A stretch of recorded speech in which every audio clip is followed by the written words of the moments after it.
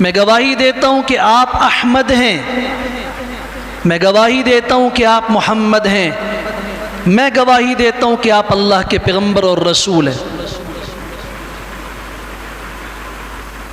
और काश, सही बुखारी के अल्फाज, काश कि उस वक्त मैं जिंदा रहूं जब आपको आपकी कौम आपके इलाके से निकालेगी। तो आपने ताज्जुब से फरमाया था, अवा मुखरिजियहुम, क्या वो मुझे निकालेंगे? ये ताज्जुब इसलिए था कि मेरा कसूर क्या है। इंसान को अपनी ज़िंदगी और कैरियर का पता होता है। मेरी ज़िंदगी सबके सामने है, ये मुझे क्यों निकालेंगे?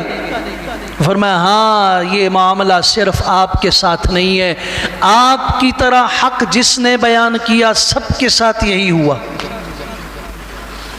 काश कि मैं उस वक्त जिंदा रहूं जब कौम आपको निकालेगी। लअंसुरका नस्रन मुअज़्ज़रा, मैं आपकी भरपूर मदद करूंगा।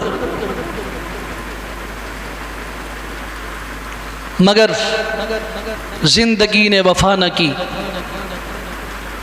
वो काफ़ी मुअम्मर और बूढ़े थे, दुनिया से चल बसे। उन्हें उस वक्त को देखना नसीब ही नहीं हुआ जब आप अलैहिस्सलाम ने हिजरत फरमाई।